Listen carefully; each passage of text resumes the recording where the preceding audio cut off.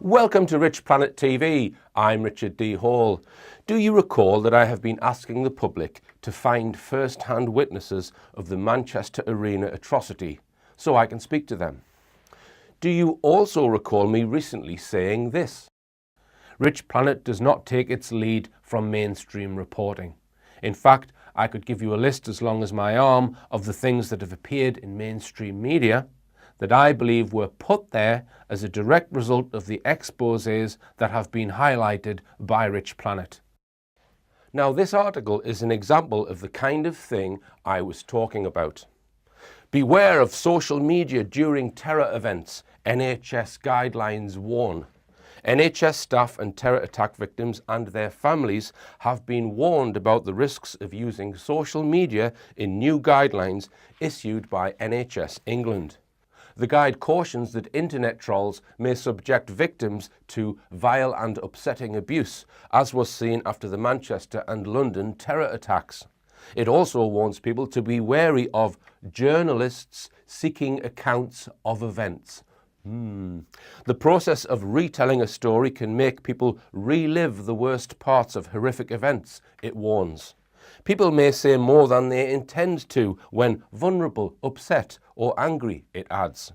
The NHS England guide also issues specific advice to younger people, cautioning people will use your information for their own ends, and when you're in the heat of the moment, you may say more than you intend to or later regret. The guide warns NHS staff against accidentally revealing something about the incident which is not already in the public domain. It says, often in terror incidents, the receiving hospitals are not named in the media straight away, so don't post that you've had a busy shift dealing with victims, as this will confirm something which isn't already known.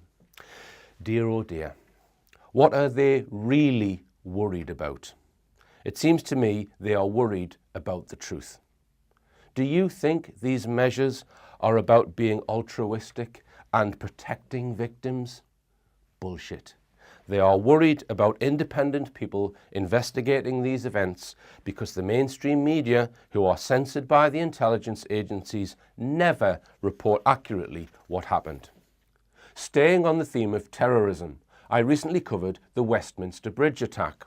And you may remember that somebody placed a piece of plywood against the railings in front of the perpetrator's car.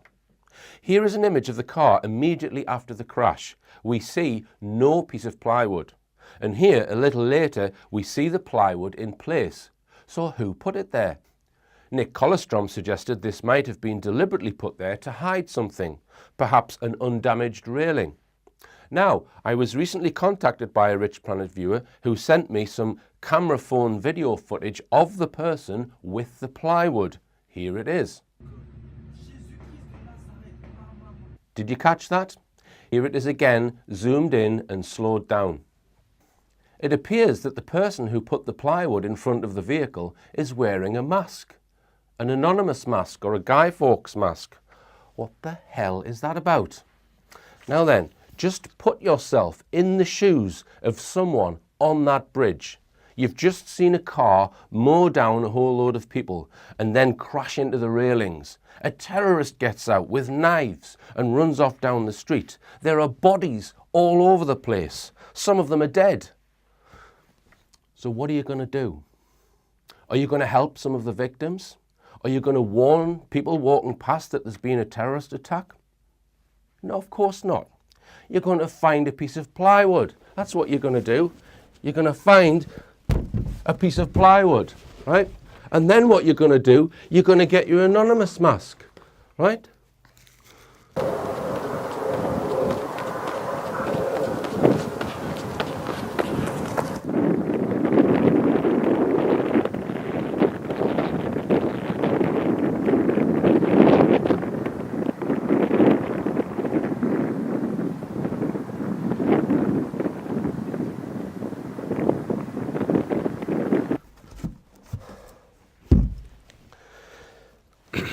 What on earth was this person doing? Was he part of the operation? Answers on a postcard to Rich Planet TV, P.O. Box, Bob Lazar. Now then, Stephen Hawking has been in the news again, Hooray! The 75-year-old Stephen Hawking. That's Stephen Hawking, who in 1963 was given 2 years to live. So he's only exceeded this prognosis by 52 years. If you want more on what I'm talking about, please follow this link. I suspect that Hawking died over 10 years ago and an impersonator is currently filling his wheelchair. I would guess that if he did die, it was somewhere between 1995 and 2006, but I'm open to debate on that part of it. Now, this is what Hawking recently said for an upcoming TV show. Should I say, this is what the person pretending to be Stephen Hawking said. Or maybe I should just say, this is what the person who programmed Stephen Hawking's voice box said. Now, I've got my own voice box here for added realism. Note here, I am not impersonating Stephen Hawking's. Therefore, I am not ridiculing him. I am impersonating an electronic box that you have no proof is being operated by the mind of the real Stephen Hawking. So don't come at me with that political correctness bullshit. This is what he said. I am convinced that humans need to leave Earth and make a new home on another planet. For humans to survive, I believe we must have the preparations in place within 100 years. It could be an asteroid hitting the Earth. It could be a new virus, climate change, nuclear war, or artificial intelligence gone rogue. That's what he said. Now, these are not the words of a scientist. I think everyone can agree on that. These are the words of a fearmonger who isn't presenting any evidence of his ridiculous claims.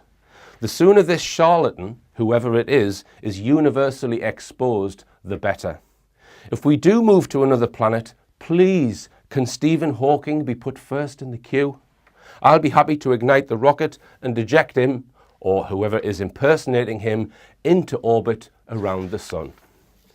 On today's show, I speak with Neil Sanders about the concept of fake news, the underhand manipulation of the internet and social media, and some of the dark forces behind Donald Trump and Brexit. On this programme, you might say we are engaged in a war. Not a war of ballistics, but a war of linguistics, a war of information.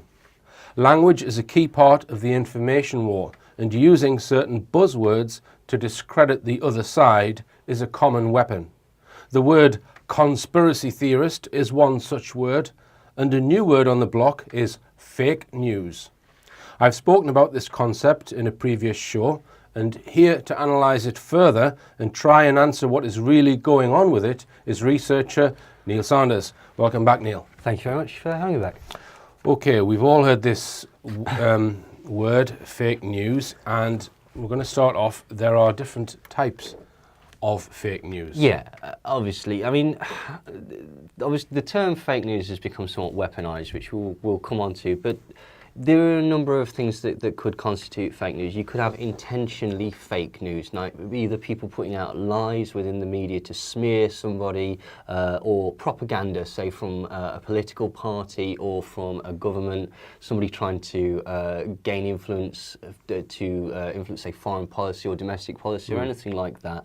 And then you get this problem as well within modern journalism, which is basically to do with the fact that we have rolling news and we have social media, and basically we're in a sort of 24-hour cycle that you have to fill.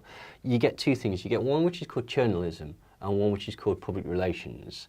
Now, people say, why are the Kardashians in every single paper? I don't want to see this. Why are they there? I'll tell you exactly why they're there. Because one of the main sources of mainstream news is not to send roving reporters out into the field, because frankly that's quite expensive. What they'll do is they'll go to PR companies, and PR companies will manufacture a story for them. Every time you see a celebrity doing a stretching exercise in a leotard in the park, It's a PR coup. It's selling a product. There's numerous times that you'll see advertisements for new wonder drug or something like that, and actually it's a sales pitch. The concept of journalism comes from the fact that basically, again, because of financial constraints, you won't have a lot of roving reporters out there. You'll have one reporter that's basically connected to a news wire like Reuters or AP or something like that. They'll be on the ground and they will decide what is happening in this story. They'll report it and they need to get it off as quickly as possible. They'll put this on the wire and then this will get sent around the world. So so the first category of fake news is intentionally fake news, propaganda, and you're including this journalism in that, which is just kind of titillating nonsense. Journalism is basically they'll take one party line that's come from one person who's on the scene and then just repeat that. They won't check the facts. They won't check who it is that's actually come from it. They'll just say, look, this is an official news source on the ground, and this is how lies can get repeated. So because if that particular reporter has made an error on the actual site, that gets repeated, and it will be days and days and days and days before anybody points out, hang on, that's not what's actually happened. Right. Whether, again, this is done on purpose sometimes or just by mistake is for debate. There is obviously, mistakes, badly researched articles from a dubious source. And I think this is particularly a problem with social media and the internet, because quite a lot of the time, as we've discussed before, it's a very strange sort of arena, social media, in as much as you've got an audience. You're basically trying to play to an audience to an extent, and to come out to this audience and go, yeah, by the way, all that stuff that I've been telling you, it was wrong because the source was wrong. I think that's quite difficult, and so you tend to get a lot of people would just basically continue with the same story, regardless of the fact that it might be poorly researched, in order to save face, so to speak. All right, so the next category, so you've covered sensationalised. Well, sensationalised is a slightly different one. It's the same principle, but what they would do with that is they'll put a quote like, Queen revealed to be a lizard, and you go, oh my God, that's amazing. And you read the story, and the story says, according to sources on the internet, the Queen has revealed herself to be a lizard. So the story doesn't actually say what the headline says. The headline is the sales for it. And they can use very, very, very sort of like manipulative language to not, if you read the story, they've not actually said that. They've said that somebody else has said that. Right. And this is projected. A hyper accentuated version of that is something that we see an awful lot, which is clickbait, which is essentially either made up stories or headlines that purposefully don't match the content of the story. This would be purely the internet clickbait. It's trying to get you to click on something. Yes and no. I mean, the same principle works for newspapers. If you see a sensational headline, you might pick the newspaper up off the stand or the magazine or whatever. So a particular headline, I want that newspaper, you would also class that as clickbait? Kind of. The point is that basically it's just a trap to get people to either buy that or that medium, or to go on that particular website, because a lot of sites get advertising revenue where the more clicks on the site, the more money they will make. So you'll get, there's a whole series of stupid, like Neon Nettle, for example, is one.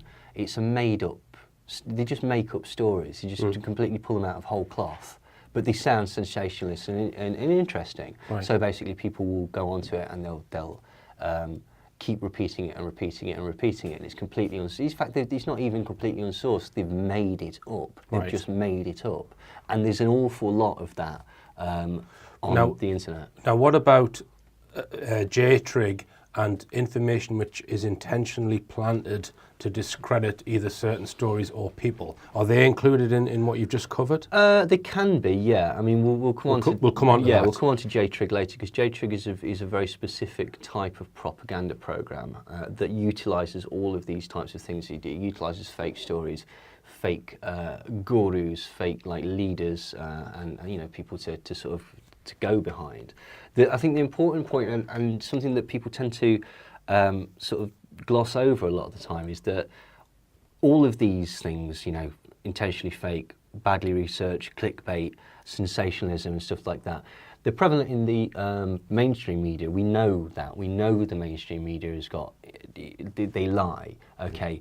But they're also very, very prevalent in the alternative media, and I think this is something that basically people don't, because I think the internet is still an emergent sort of like technology. I think a lot of people think it's international waters, and that basically it's a safe arena, and it's an arena where it's underground, it's away from the mainstream, and so you can source real information. And I don't think that's true. I don't think a lot of people realise that basically everything you do on the internet, you might as well write on a piece of paper and hand into your local police station, because every single thing you do is monitored by somebody.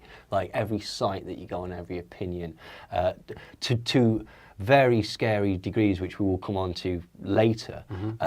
But absolutely, I mean, the influencing of opinion is very important. The Pentagon, for example, there's something that they did. They've got over 150 different personnel that appear on news media, say Fox News or whatever.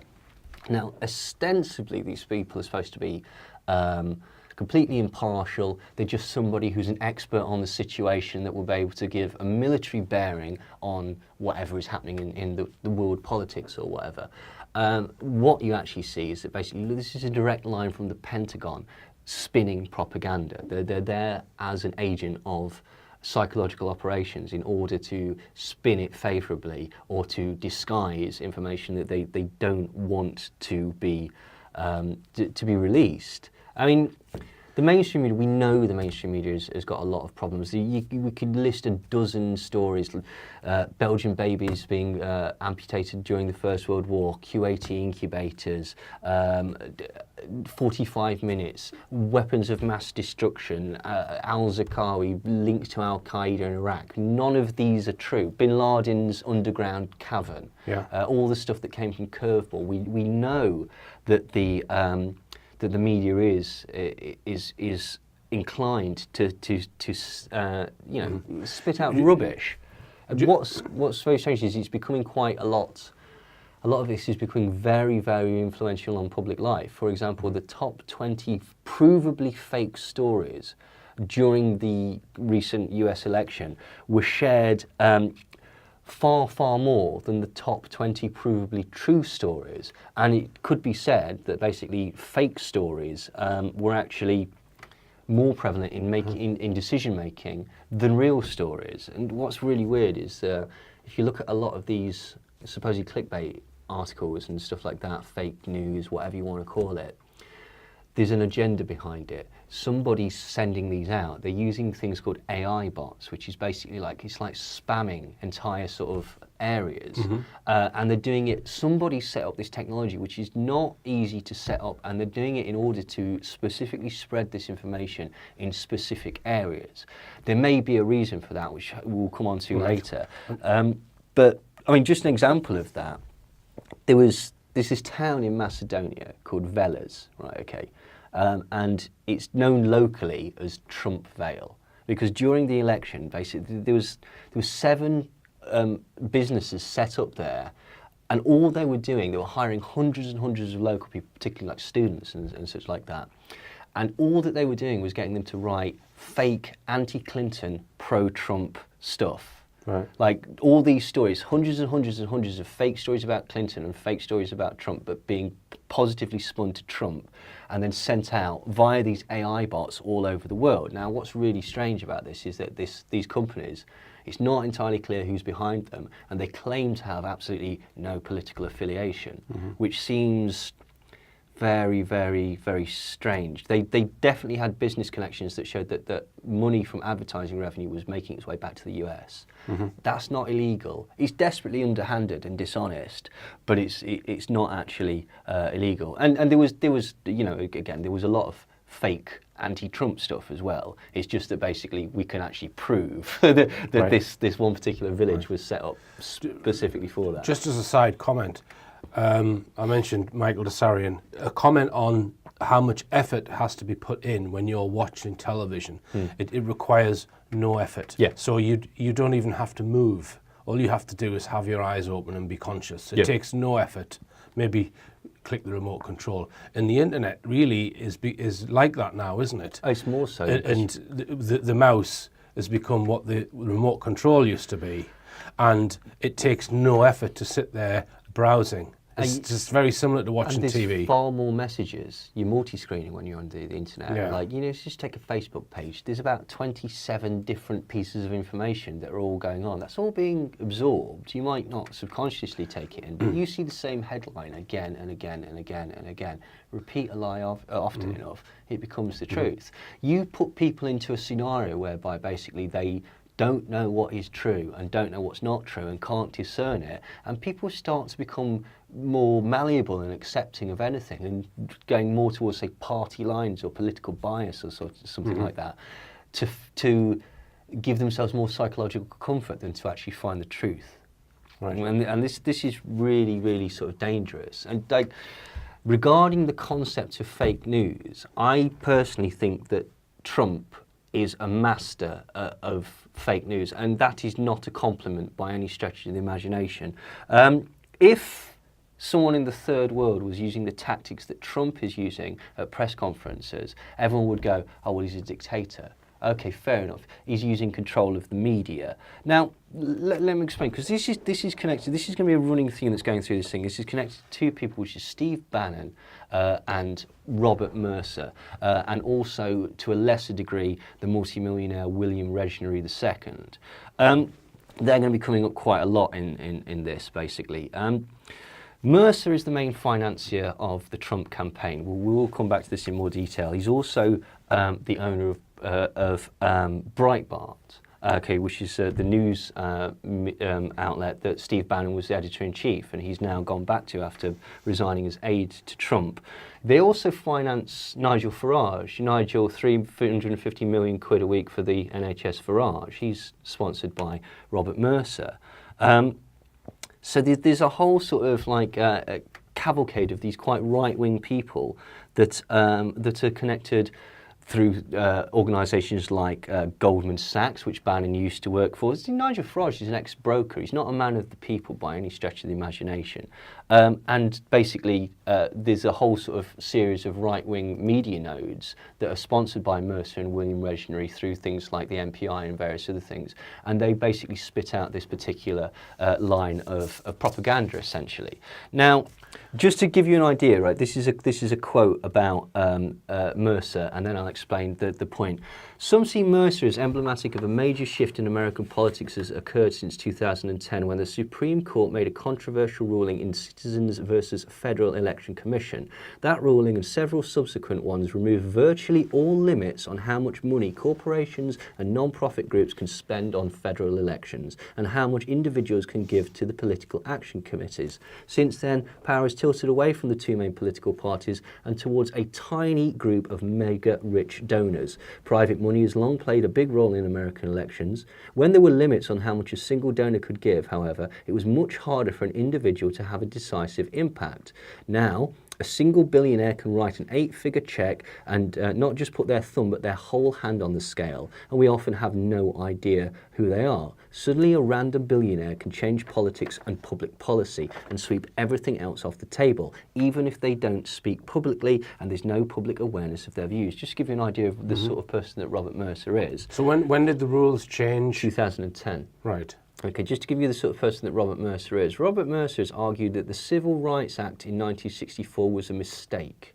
Okay, he wants to deport all black people, and he feels that basically they were better off when they were slaves. Now, obviously, most historians will tell you that this is true. He also is of the opinion that there's no white racism. There's no racism from white people to black people in America. And bizarrely, he includes white supremacists, the KKK, and racist organisations. So the guy's obviously a bit of a lunatic.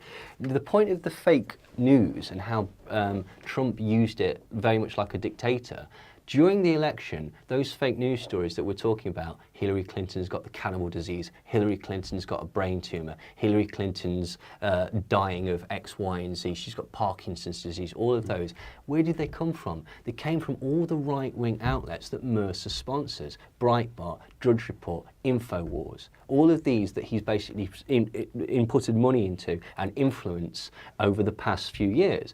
So the term fake news was actually appropriated before the election. The second that Trump gets into office, anything that goes against the party line, what Trump says, the line of the official White House, is fake news. And just like that, half the alternative media have decided that the official White House line is true, and that the mainstream media is not true. I appreciate that the mainstream media is full of crap, but let's look at the things that have been exposed by them: the My Lai massacre, Jimmy Savile, the expense scandal. You know, there's lots and lots of things that the broader spectrum of media, the more room you have for Seymour Hersh's and Carl Bernstein's and stuff like that. What Trump is doing with this concept of weaponized fake news is he's reduced it to one single line of news, which is essentially Trump or Trump-associated outlets like Breitbart.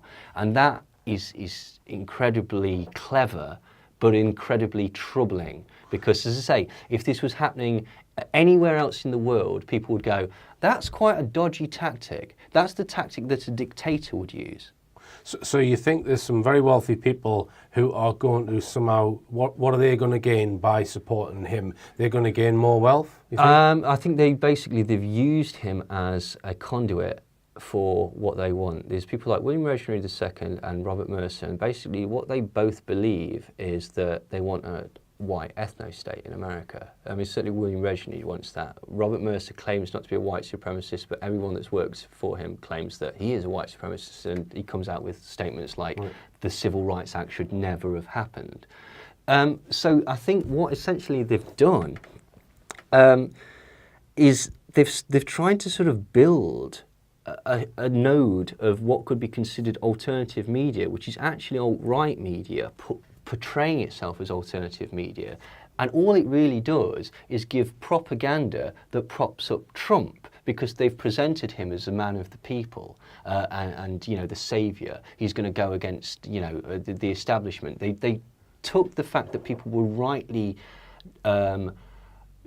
annoyed and disenfranchised by the elites, by the mainstream, and they basically utilised this figure as a way to actually to get in. What's strange about it is he still talks to CNN. He still talks to the failing New York Times. And now we know the CIA have got a vested interest in the media. Like, I don't buy all this backwards and forwards. I think it's a very clever tactic that basically makes CNN fans or whatever go, oh, well, if he rejects CNN, I'm going to like CNN more. And it makes Trump fans go, well, we know CNN are lying. We're going to go with what Trump says. I think it just keeps people fighting. I'll just read this list of questions that you've written here as a possibility as to what Trump is. Is Trump playing a buffoon like Bush so he can get away with stuff? You've said possibly. Is he being used to usher someone else in as a response? Possibly. So they've got a second candidate lined up, like I think. Like Pence or somebody like that. Right. Is he being used to undermine the office of president in the eyes of the public? Possibly. Is he being used to erode trust in the government and get everyone used to constant, ever-changing lies coming from the government? Possibly. Now, do you think all of those questions that you've asked there point to him being the CIA's choice? Well, I think that basically he's just a useful idiot. I don't think I think Trump's being used by people behind him because he's the sort of arrogant blowhard that really thinks he can do anything without much effort. I think he just thinks he can walk through this particular job. And I think a lot of people have seized on that and taken advantage of it. Whilst he's spitting fake news, it's been proven that basically in the first 6 months, the office of the White House, Trump himself made 400 provably false statements in the first 6 months. If you count the repetitions of those false statements, it's over 1,000. Right. Okay. But why was Trump chosen? Well, what a lot of people don't look at is the WikiLeaks dump. If you can remember the WikiLeaks dump that happened, right, there were several facts that came out of this that people just, for whatever reason, just didn't seem to follow up. The DNC conspired against the voters to get the People's Choice Bernie Sanders off the card so that Hillary Clinton could be, which is incredibly, it goes against the whole point of having a political affiliation if basically they're going to say, yeah, we've taken that, we've put a pin in it, and we're just going to ignore what you say. They conspired with the media to promote Clinton. They gave her questions in advance. They wanted to make her appear to be a better candidate. If she wasn't a completely terrible person, she might have actually won, because basically they had a lot of influence with the media and stuff like that. It's just that she's such a despicable representative of a human being that most people were just like, no, I just can't do that. They also conspired. Now, here's the really strange thing. The DNC conspired with the media to promote Trump. Mm-hmm. Why? Why did they do that? Because they thought he was a liability for the other side. Absolutely, because right at the beginning, he was failing. I know that people, this is again one of the lies that came out. I'm self-financing this campaign, blah, blah, blah, blah. He was dying on his arse right up until the point where basically the DNC started promoting him because they So you think originally he started out as a joke character, like a rodeo clown? Absolutely. This is proven by the emails going backwards and forwards with the WikiLeaks. So basically they wanted to promote him because they felt that they could easily beat him because he's an imbecile, that says ridiculous things. This is what they felt. Now this really backfired because the problem was what they did was they basically got Trump, name recognition, at which point Robert Mercer, the billionaire, shifts all of his attention, takes Steve Bannon, Kellyanne Conway, Rebecca Mercer, the Mercer Foundation, and all these various other nodes that are connected to him, removes them from support of Ted Cruz, and then starts basically backing Trump. Right. So you said before that you thought that these financiers have been involved in Brexit as well. Well, they are. Yeah, they certainly are with regards to with the pro-Brexit. Yeah. Yeah, they certainly right. So, do you think then that this nationalism is going to be made to fail and collapse, and that's possibly a new world order tactic? I don't know. I don't know what the plan is. All I know is that this nationalism, as you call it, is what these particular millionaires and multimillionaires and billionaires want. And as we're going to discuss later, they're not just individuals that are on their own. They have specific connections to the White House, British military psychological operations, US Marines, Marconi Defence, and the Pentagon. But you've got other, let's say, oligarchs who are hell-bent on a world power structure. Possibly. Are they at odds with the groups that are making the campaigns more nationalistic, do you think? I'm sure that there's people on both sides that have agendas and stuff like that. It's just that some are better at spinning these things than others. I mean, and one of the things, it's interesting that you're saying about this nationalism, because one of the things that certainly seems to be coming out of this is a push towards extremes of either the left or the right. You're getting, say, the rise of things like the alt-right, or you're getting the rise of social justice warriors on the other side. Well, we've had the incident last week with the car at the rally, and that's just stoking the whole far right argument, isn't it? Well, yeah. I mean, it's there's a lot of that, but if you look at who's pumping millions into promoting the far right, provably, admittedly, Robert Mercer, Steve Bannon, William Reggie. Is that because they genuinely believe in those principles? William Reggie wants a white ethno-state. He doesn't want black people in America.